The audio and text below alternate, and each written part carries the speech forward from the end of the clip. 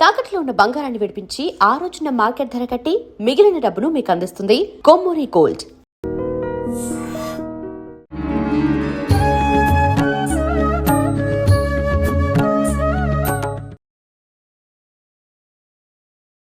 నమస్కారం, welcome to I dream. ధర్మ మార్గం విత్ విజిత కార్యక్రమానికి స్వాగతం. ప్రస్తుతం మనతో పాటు ఉన్నారు ప్రముఖ ఆధ్యాత్మికవేత్త జ్యోతిష్య పండితులు సుభాష్ శర్మ గారు. ఇప్పుడు గురుగారితో మాట్లాడదాం. నమస్కారం అండి. శ్రీమాత్రే నమః. గురుగారు, మార్చి 3వ తారీఖున చంద్రగ్రహణం ఏర్పడుతుంది అని అంటున్నారు. నిజంగా చంద్రగ్రహణం ఆ రోజున ఉందా? ఏ ప్రాంతాల్లో ఉంది?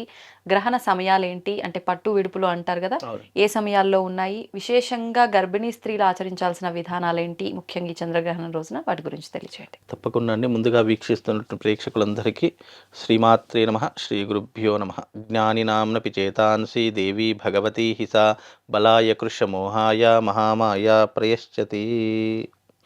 మనకు గ్రహణము మార్చి 3వ తారీఖు రోజున సంపూర్ణ చంద్రగ్రహణం ఏర్పడబోతుంది. ఈ చంద్రగ్రహణము భారతదేశం అంతటా కూడా కనిపిస్తూ ఉంది. అయితే ఈ గ్రహణం పట్టేటటువంటి సమయం వచ్చేసి మధ్యాహ్నం 3:27 నుండి సాయంకాలము 6:27 వరకు ఈ గ్రహణ ప్రభావం అనేటటువంటిది భారతదేశం అంతటా కూడా కనిపిస్తుంది. ఇది సంపూర్ణ చంద్రగ్రహణముగా వర్ణించబడుతుంది. 3 అవర్స్ అండి, 3.5 అవర్స్ వరకు ఉంటూ ఉంటుంది. ఈ గ్రహణ నియమాలు అనేటటువంటి భారతదేశంలో ఉన్నటువంటి వారే కాకుండా అమెరికా వాళ్ళు పాటించాలి, అలాగే ఆఫ్రికా వాళ్ళు పాటించాల్సి ఉంటుంది, అలాగే దక్షిణ అమెరికా వాళ్ళు పాటించాల్సి ఉంటుంది. ఇలా కొన్ని దేశాల వారు కూడా పాటించాల్సినటువంటి పద్ధతులు ఈ యొక్క చంద్రగ్రహణానికి ఏర్పడడం జరిగింది. ఈ గ్రహణ సమయంలో ముఖ్యంగా గర్భిణీ స్త్రీలు ఎవరైతే ఉన్నారో తప్పకుండా జాగ్రత్తలు అనేటటువంటివి తీసుకోవాలి. ఆహార పద్ధతులు కావచ్చు, ఆహార నియమాలు కావచ్చు, లేదు అని అంటే కనుక ఒకే దగ్గర కూర్చోవడం కావచ్చు, ఇలాంటి నియమాలు తప్పకుండా పాటించాలి. ఎందుకంటే గర్భస్థ శిశువు మీద గ్రహణం ప్రభావం ఏర్పడితే కనుక గర్భస్థంలో ఉన్నటువంటి శిశువు అంగవైకల్యంతో జన్మిస్తాడు అని శాస్త్రాలు చెప్తున్నాయి. కాబట్టి ఆ ప్రభావం పడినటువంటి కారణం చేత గర్భిణీ స్త్రీలు తగు జాగ్రత్తలు తీసుకుంటే అన్ని రకాలుగా బాగుంటుంది. భోజనాది నియమాలు వచ్చేసేసి ఈ గ్రహణానికి వేదకాలం సూతకాలం అని చెప్పేసి అంటూ ఉంటారు. ఈ సూతకాలం వచ్చేసి ఉదయం 8 గంటలకు, అంటే గ్రహణానికి 10 గంటల ముందే సూతక కాలం అనేటటువంటిది ఉంటుంది. కాబట్టి 10 గంటల ముందే సూతక కాలాన్ని అందరూ కూడా పాటించాల్సి ఉంటుంది. ముఖ్యంగా భోజనాది కార్యక్రమాలు కావచ్చు, లేదా ఇతరితర వ్యవహారాదులు కావచ్చు, అల్పాహారాలు కావచ్చు, మ్యాక్సిమం 10 గంటల లోపు ఇవన్నీ కూడా పాటించాల్సినటువంటి ఉదయం 10 గంటల లోపే అన్ని నియమాలు పాటించాలి. 10 తర్వాత ఎలాంటి ఆహార పదార్థాలు తీసుకోవడానికి అవకాశం ఉండదు. రెండవ విషయం ఏమిటి అని అంటే కనుక ఎవరైతే ముసలి వాళ్ళు ఉన్నారో, ఎవరైతే బీపీలు షుగర్లు ఇలాంటి వాళ్ళు ఎవరైతే ఉన్నారో వాళ్ళకి ఎగ్జంప్షన్, చిన్న పిల్లలకు ఇలాంటి ఆరోగ్య సమస్యలు ఉన్నటువంటి వారికి ఎగ్జంప్షన్. అది కూడా ఎగ్జంప్షన్ మీన్స్ పాలు పళ్ళు ఇలాంటి పలహారాలు తీసుకోవాలి తప్ప ఈ ఎగ్జంప్షన్ ఇచ్చాం కదా అని చెప్పేసి అన్నం లాంటి పదార్థాలు మాత్రం తినకూడదు. ఎందుకంటే ఆ సమయంలో అలాంటి పదార్థాలను త్యజించాలి అని శాస్త్రం. కాబట్టి ఇలాంటి నియమాలు పాటించాలి అని శాస్త్రం. చాలామంది వాదించడం ఏంటంటే ఈ గ్రహణ సమయం పుణ్యకాలం అంటారు, ఆలయాలు ఎందుకు మూసివేయాలి, ఆలయాలు మూసివేయడం వల్ల మరి ఇది పుణ్యకాలం అంటారు కదా అని చాలామంది అడుగుతూ ఉన్నారు. అయితే ఆగమ శాస్త్ర ప్రకారంగా కొన్ని సందర్భాల్లో ఆలయాలు మూసివేయాలి అని శాస్త్రం చెప్పింది.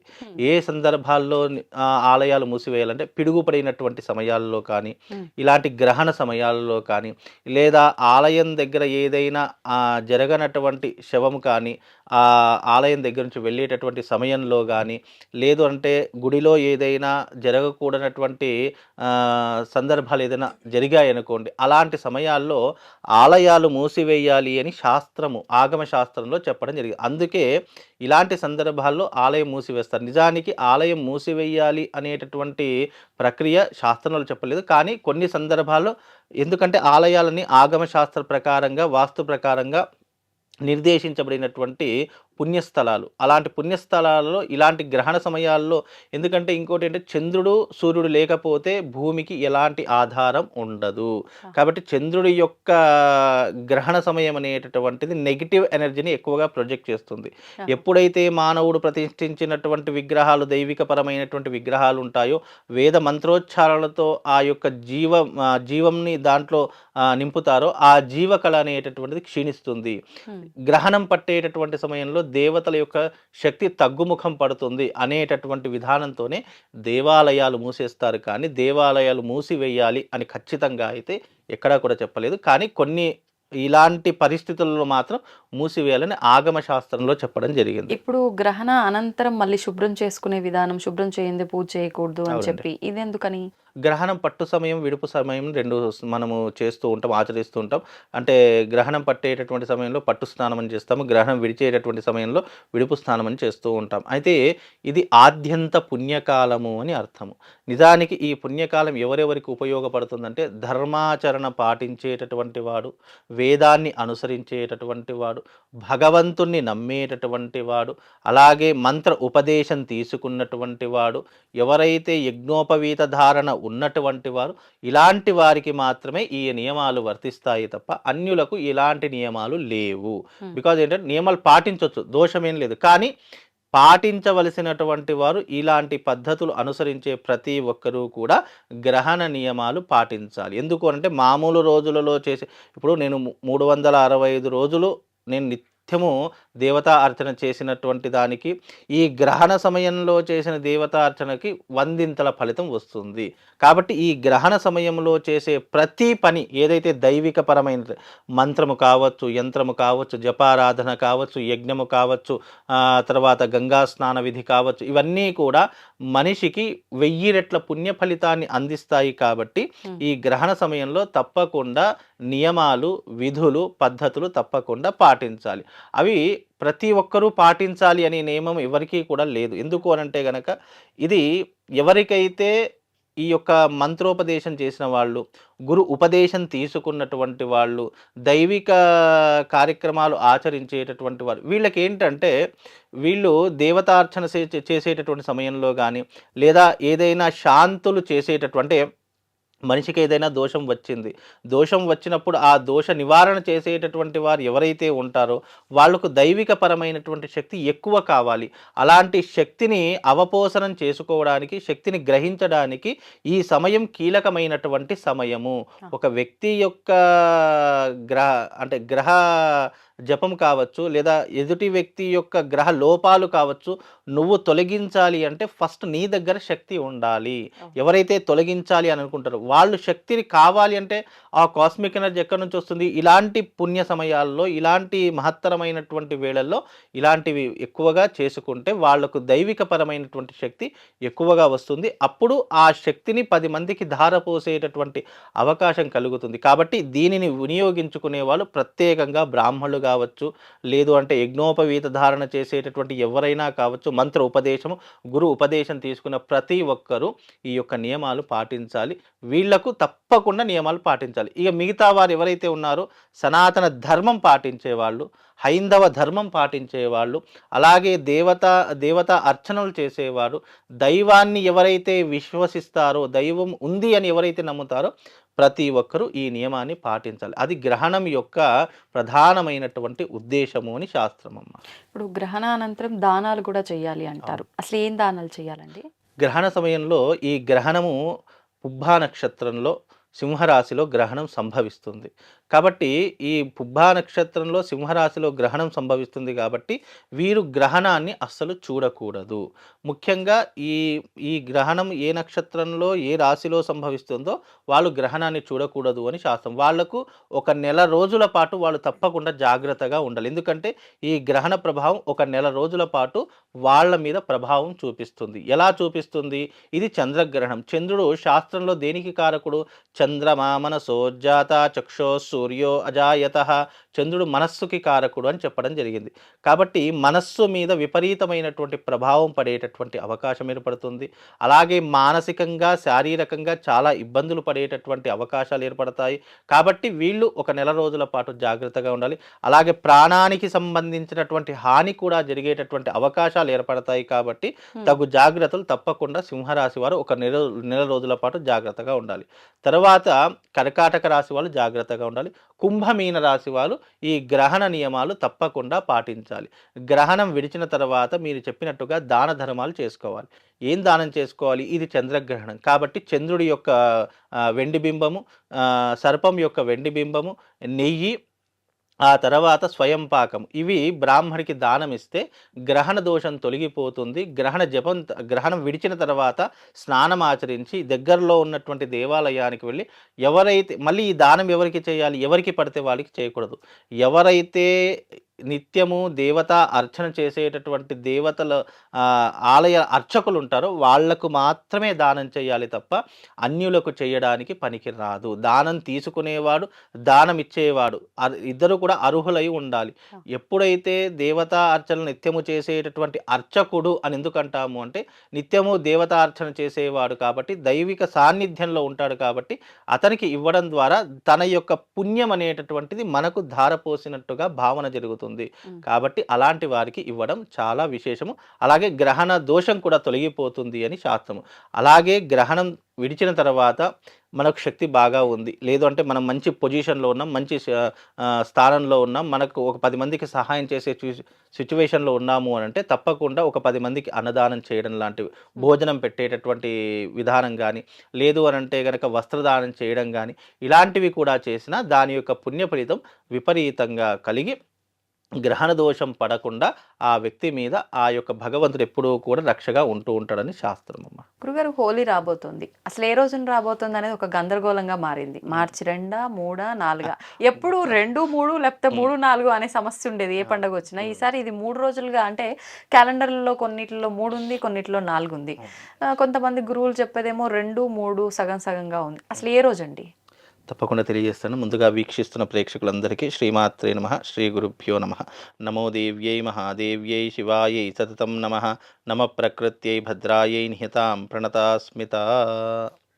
మనకు హోళికా దహనం అనేటటువంటిది 2వ తారీఖు రోజున మధ్యాహ్నము 2 గంటలకు ప్రారంభమై 3వ తారీఖు సాయంకాలము 5:55 వరకు ఈ యొక్క పౌర్ణమి ఘడియలు అనేటటువంటివి ఏర్పడడం జరుగుతుంది.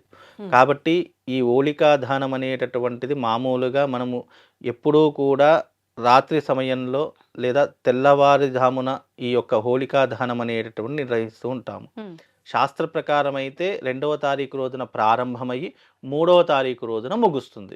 కాబట్టి 2వ తారీఖు రోజున అర్ధరాత్రి మనకు ఈ యొక్క హోలీ దహనం చేస్తూ ఉంటాం, కామదహనం చేస్తూ ఉంటాం. కాబట్టి ఈ కామదహనం చేసిన తెల్లవారితే మనము రంగుల పండగ జరుపుకుంటాము. ఇప్పుడు ఇక్కడ ధర్మం పక్కన ఆచారము, ధర్మము ఇవన్నీ కూడా పక్కన పెడితే అందరికీ ఏం కావాలి? రంగుల పండుగ కావాలి. కాబట్టి రంగుల పండుగ జరుపుకునేటటువంటిది మాత్రం 3వ తారీఖు. కానీ 3వ తారీఖు గ్రహణం ఉంది కదండి. గ్రహణానికి రంగులు చల్లుకోవడానికి అంటే బయట తిరగొద్దు, రోడ్ల మీదనే రంగులు పూసుకుంటారు, రోడ్లన్నీ నిర్మానుష్యంగా మారిపోతుంది. అట్లా లేదు. గ్రహణ సమయం, గ్రహణము మధ్యాహ్నం 3 గంటలకు ప్రారంభమవుతుంది కాబట్టి 3వ తారీఖు ఉదయకాలంలోనే మనము ఈ యొక్క హోలీ పండగ అనేటటువంటిది పూర్తి చేసుకోవాలి. లేదా ఇక మిగతా వాళ్ళు ఇప్పుడు ఆచారం పాటించే వాళ్ళు కొంతమంది ఉంటారు, అనాచారమైనా పర్వాలేదు, మనము హ్యాపీగా ఉంటే చాలు, నచ్చిందే చేద్దాం చాలు అనేవాళ్ళు కొంతమంది ఉంటారు. కాబట్టి ఇక్కడ ధర్మము ఆచరించే ప్రతి ఒక్కడు నియమాలు పాటిస్తాడు. ధర్మమే లేదు, మనము ఈ టైంలో ఎంజాయ్ చేయాలి, ఈ టైంలో హ్యాపీగా ఉండాలి, మనకు నచ్చింది చేయాలి అనుకునే వాడికి ఇవన్నీ అనవసరం. కాబట్టి అవసరం ఉన్నవాడు చేసుకుంటాడు. కానీ శాస్త్రము తెలిసినటువంటి వాడు మాత్రము హోలీ పండుగ రోజున గ్రహణం ఏర్పడింది కాబట్టి ఏది చేసినా, అసలు హోలీ అంటే ఏంటండి? గులాల్ చల్లుకోవడము, లేదు అంటే రంగు నీళ్లు చల్లుకోవడమే హోలీ తప్ప ఈ మధ్యకాలంలో హోలీ పండగ వచ్చింది అని అంటే కనుక మనిషి యొక్క ప్రాణాలు తీసేటటువంటి సంకేతాలు కూడా ఎన్నో రకాలుగా జరుగుతూ ఉన్నటువంటి ఒక కర్మలో బతుకుతున్నాం. నిజానికి ప్రతి సంవత్సరం హోలీ పండుగ రోజు ఏదో ఒక దౌర్భాగ్యం జరుగుతూనే ఉంటుంది. ఎక్కడో ఒక దగ్గర హోలీ అనే పేరుతో మనుషుల ప్రాణాలు తీసేయడము, లేదంటే హోలీ అనే పేరుతో రకరకాల రంగులు, కెమికల్స్ ఉన్నటువంటి రంగులు పూయడము, టమాటోలు, గుడ్లు ఇవి కొట్టడము, ఇవన్నీ కూడా అనాచారానికి నాంది పలుకుతున్నారు ప్రతి ఒక్కరూ. కానీ హోలీ అనేటటువంటిది నిజానికి హిరణ్యకశిపుని యొక్క కుమారుడైనటువంటి ప్రహ్లాదుణ్ణి హోలిక అనేటటువంటి రాక్షసి మంటల్లో వేసేటటువంటి సమయంలో ఆ మంటలు ప్రహ్లాదుని ఏమీ చేయవు, అంటే శ్రీమన్నారాయణ కాపాడతాడు.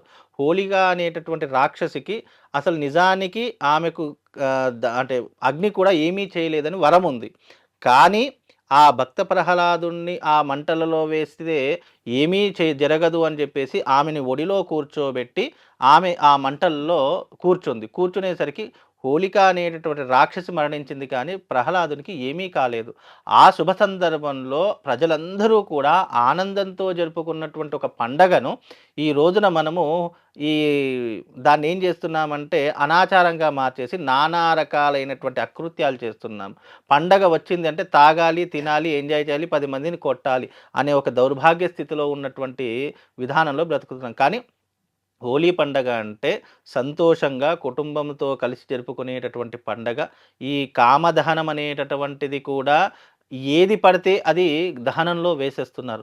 నిజానికి కామదహనం అనేటటువంటిది కూడా ఎలా ఆచరించాలి అనంటే స్వచ్ఛమైనటువంటి ఆవు పేడతో చేసిన పిడకలను దానం చేయాలి. మనకి ఇష్టం వచ్చినటువంటి కట్టెలను పెట్టేస్తున్నాం, ముళ్ళ కట్టెలు పెట్టేస్తున్నాము, నానా రకాల చెత్తను దహనంలో వేసేస్తున్నాం. నిజానికి కామదహనం యొక్క ప్రత్యేకమైనటువంటి అర్థం ఏంటంటే ఆవు పిడకలను పేర్చి ఒకలాగా పేర్చి మనం బతుకమ్మ పేరుస్తాం చూసారా, అలా పేర్చి దానిపైన చక్కగా ఆవు పిడకల మీద అంటే మా చిన్నప్పుడు మా తాతగారు మా ఇంటి ముందరే దహనం జరిగేది. దహన సమయంలో ఏం చేసేవారంటే ఎండు కుడకలు ఉంటాయి కదా, ఆ ఎండు కుడకలను ఆ పిడకలు ఏవైతే ఉంటాయో దాని మీద పెట్టి అవి కాల్చిన తర్వాత ఆ పిడకలని దహనం అయిపోయిన తర్వాత ఆ ఎండు కుడక పూర్తిగా కాలిపోయేది. ఆ కుడకలను ప్రసాదంగా తీసుకునేటటువంటి ఆచారం ఉండేటటువంటిది. ఆ ఆచారం ఇప్పుడు అంతా కనుమరుగైపోయింది. అలాగే ఆ యొక్క మండుతున్నటువంటి అగ్నిని ఇంటికి తీసుకొని రావాలి అంటే ఒక్కొక్క పిడకను ఇంటికి తీసుకొని వచ్చి ఇంటి ముందర దానిపైన వేడి నీళ్లు వేసుకొని ఆ రోజున ఆ నీటితో స్నానం ఆచరించాలి అని శాస్త్రం. ఇలా చెప్పుకుంటూ పోతే పాత సాంప్రదాయాలు అనేక రకాలుగా ఉన్నాయి. కానీ ఇప్పుడు ఆ సాంప్రదాయాలన్నీ కనుమరి. ఎవరైనా కామదహనం చేసుకునే వాళ్ళు కూడా ఇంటి దగ్గర పిడకలు ఒక 10 కానీ ఒక 20 కానీ ఇంటి దగ్గర పిడకలను పేర్చి కామదహనం అనేటటువంటి జరపండి. దాని యొక్క పుణ్యము అంతా ఇంత కాదండి, విశేషమైన ఆ పిడకలను పేర్చి కామదహనం చేయడం వల్ల లక్ష్మీ కటాక్షం కూడా కలుగుతుంది. ఆ రోజున లక్ష్మీదేవి ఇంటికి కూడా వస్తుంది అని శాస్త్ర ప్రతీక. ఇవన్నీ కూడా పురాణ గాథలు, పురాణమైనటువంటి కథలలో చెప్పినటువంటి విషయాలు ఇవన్నీ కూడా ఉన్నాయి. కాబట్టి ఈ హోలీ పండగ అందరూ కూడా ఆనందంగా జరుపుకోవాలి.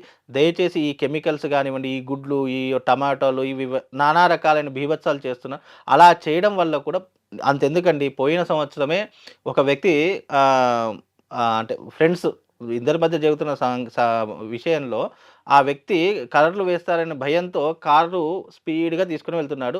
అద్దాల మీద గుడ్లు కొట్టారు. అవి ఎటు కనిపించక అది ఆ వ్యక్తికి యాక్సిడెంట్ అయినటువంటి సందర్భం కూడా ఏర్పడింది. అంటే ఇలాంటి సిచ్యువేషన్స్. కాబట్టి ఇలాంటివి కొన్ని దుర్మార్గమైనటువంటి చర్యలు పక్కన పెట్టి హోలీని ప్రతి ఒక్కరూ సాంప్రదాయబద్ధంగా జరుపుకునే ప్రయత్నం చేయండి.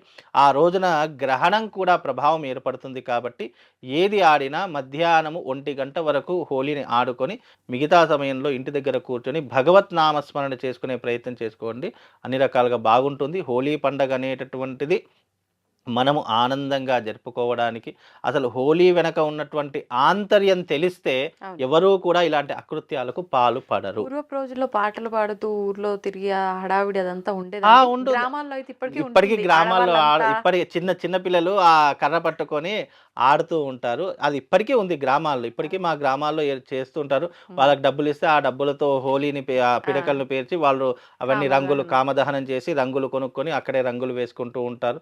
నిజానికి అప్పుడు ఏంటి అంటే కనుక ఆ ఏదైతే కామదహనం జరిగిన బూడిద ఉంటుంది కదా, అదే బూడిదను మామూలుగా ఇలా పెట్టుకుని దాన్ని హోలీగా జరుపుకునేటటువంటి పద్ధతులు ఉన్నాయి. ఈ రానున్న కాలంలో హోలీ అంటే దానికి అర్థమే మార్చేసేటటువంటి పరిస్థితులు ఏర్పడ్డాయి. అంటే హోలీ అంటే ఏంటి, ఆ కామదహనం జరిగినటువంటి భస్మం ఉంటుంది కదా పిడకలతో చేసిన, ఆ భస్మాన్ని తిలకంగా 3 అంటే బ్రాహ్మణులు అయితే 3 రకాలుగా పెట్టుకొని దాన్నే హోలీ పండగ జరుపుకునే సాంప్రదాయాలు వచ్చేది. రానున్న కాలంలో రంగు నీళ్లు చల్లుకునేటటువంటివి వచ్చేది. మరీ రానున్న కాలంలో ఇప్పుడు ఆ కెమికల్స్ ఉన్నటువంటి అనేక రకాలుగా వచ్చాయి. ఇప్పుడున్నటువంటి కాలాల్లో గుడ్లు టమాటాలు వేసుకుంటారు. రానున్న కాలం బాంబులు వేసుకుంటారు ఇక అందరూ. అలాంటి దౌర్భాగ్య స్థితులు కూడా ఏర్పడతాయి అంతటి. కాబట్టి హోలీని హోలీగా జరుపుకోండి. ధన్యవాదాలు. శ్రీమాన్.